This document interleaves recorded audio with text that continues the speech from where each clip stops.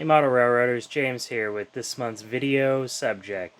So this month I'm going to be doing a different type of video. I know that I said I'm going to monthly videos, but now I'm planning on doing a weekly video for the month of November on just really easy things.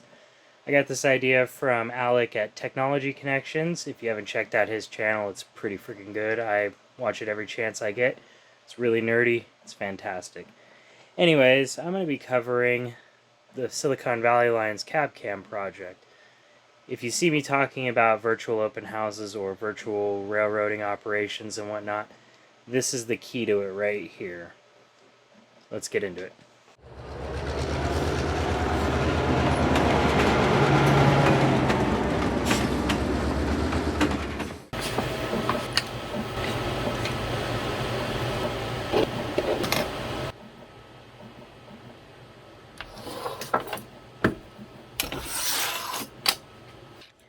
So what we have here is the heart of the SVL CabCam project. It is a Raspberry Pi Zero 2W running a Juicebox Zero battery pack management board on top here, and in this case a 160 or 170 degree camera at the front.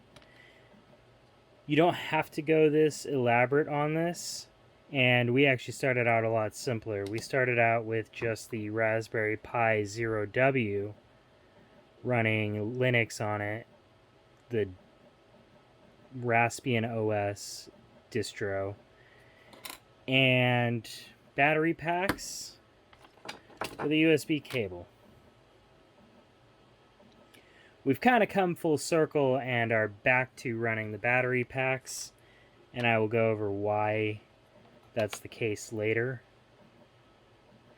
So the reason we went with the Raspberry Pi Zero is because, as you can see, it more or less fits almost any way, shape, or form inside of the NMRA standards gauge. Even when fully loaded up on the sled that I've built here out of polystyrene, it fits. And it's still really compact when you load it up onto a 35-foot flat car like we have here. And there's a reason you want to go with these shorter ones, and I'll explain that later. So as I said, we started out with the Raspberry Pi Zero, the original version, and they did the job okay. They're not very powerful, but they don't suck up very much battery. One of their only downsides really was the fact that the CPU isn't that fast and the Wi-Fi isn't that great. Now I've got my finger right here. Let's see if I can get this to focus. My finger right here is on the wireless antenna for this device. As you can see, it's kind of a triangle, and that's actually like a negative space in the PCB. So it's really not that great. The Raspberry Pi 2 Zero doesn't really improve that much, although they seem to have changed a couple of things, and it does boost the signal a little bit. So we are running Raspbian on these, and I believe we're on the Buster OS right now. We haven't upgraded to the newest version of Raspbian yet. I don't see really much of an advantage to do that, because most of those advancements are really for the Raspberry Pi 4. So as you can see here, I have multiple different battery pack arrangements. Inside of this CabCam right here is a 1700 milliamp hour battery, which will get us through our standard 3-hour op session no problem with the Raspberry Pi Zero. We haven't actually had a chance to test this on the Zero 2 yet, but we're hoping to try that out this weekend. And I'm hoping that with the increase in power draw from the 2, we don't really lose that much time. We also have one of these dual 18650 batteries here. You can use these as well. Just got to make sure that they have the right polarity. And then for an even simpler and cheaper setup, we have just a big old cell phone battery bank here with a micro USB cord right here that has a 90-degree angle connector on it. It looks a little bit big, and it is, but you can still fit it within the loading gauge. The best thing to do with a car like this is to load it up in a flat car. We started out using these battery banks here, and then we tried these Juicebox Zeros. They're good, they're kind of expensive, and then the quality seems to be hit or miss. I'm not sure if it's actually the device itself or if it's the chargers that we're using or the batteries or something, but one of these chips keeps overheating and burning out on some of them. The ones that work and haven't burned out really quickly work fantastically, but we've had more than one just stop working or burn out in a blaze of glory. Depending on the camera you use, this setup right here is about $60 to $70 if my math was done right. I'm a little bit hazy on this because we bought a lot of this stuff last year. The new setups with the 170-degree camera on them and the Raspberry Pi 2 Zero and the battery pack, these are significantly cheaper. They run about $40 to $50 depending on what battery pack you have and what camera you buy. So you can see here one of our standard setups for a modern operation session. We have the engine that you're going to be operating sitting here in the front, and then we have that pushing the camera.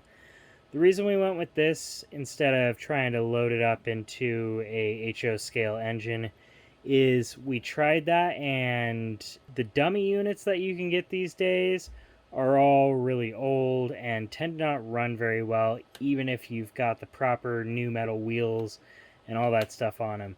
I'm not sure if they're too heavy to be properly pushed or what, but the tracking on them was kind of a pain. They were always derailing, and the plastic did seem to block a bit of the signal, so we ended up just going with this setup. It's a little bit immersion breaking, but to keep our remote operators happy at the club and to allow us to continue operating through the last 2 years, we felt that this was the best way because it's the most serviceable. Now, if you're doing this at home for your own personal layout, you can try and shove it in a cab unit. You could also try and shove it in an F unit. Those should have plenty of space, but these narrow hoods, they tend to not work very well. We were able to do it using a low-profile Juicebox Zero header and the Raspberry Pi Zero. Basically, we just took these long pins and soldered it all the way through without the black header plastic in there. And you can get a really small package, but that causes a lot of interference, I think, with the antenna. Another thought is you could also do these in passenger cars and with like Caltrain or I think it's Metrolink. They can run backwards where the actual control cab is in the rear car. You could try and do a setup like that where you actually have this whole setup inside of that last car looking out the door window or something like that. So the reason we are trying to use these shorter cars is they track around the corners a bit better, and it actually gets your line of sight on the camera to point in the proper direction so you can see signals on the side of the track and such better. One way that you can kind of get around that is with the 170-degree camera here. The one issue with that is it kind of gives you a little bit of a fisheye and you can see out into the aisles, but being able to see signals and knowing what's around the corner on the track ends up kind of outweighing that a bit. So as I mentioned earlier, these run Raspbian, or whatever the Raspberry Pi OS is called these days. I think Buster is the distribution right now. And they're running MJPEG Streamer on them, and they're just streaming to a URL that you can access on your Wi-Fi network. And this opens up a whole heck of a lot of possibilities for how you're going to stream this thing out to the world. And I will go over that whole setup in the next video. We at Silicon Valley Lines run JMRI's web throttle that's been modified to allow video to pass through to it. Unfortunately, we can't release that source code yet. There's some stuff with the whole working in the Silicon Valley where you have to get your employer's okay to release code that you've written on your own time. Otherwise, they may be able to claim that they own it. So we don't have that permission yet for the person who built this project. So we can't give that to you yet. But if you know CSS and JavaScript well enough, you could probably program this yourself. And if you do, I suggest you release it out to the JMRI project. That's what we plan to do if we can get the permission eventually. So until the time that I actually have that permission from the person who created this code, I'm just going to show you how to set this up with either using your web throttle and passing that through a VPN to a friend or club member if you're doing this for another club.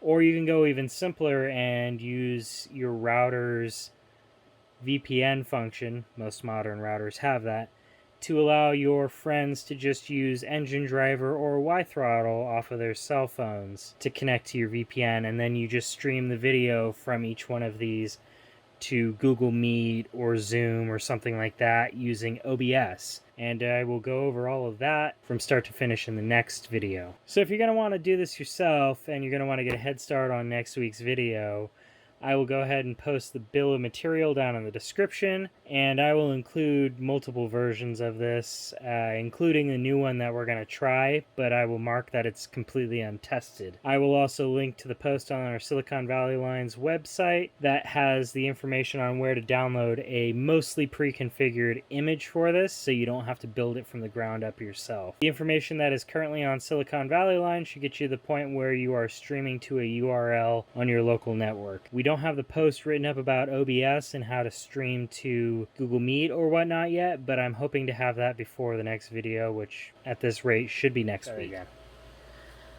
So that's it for this week's No Effort November video. I probably should have chosen a different topic than my little passion project here.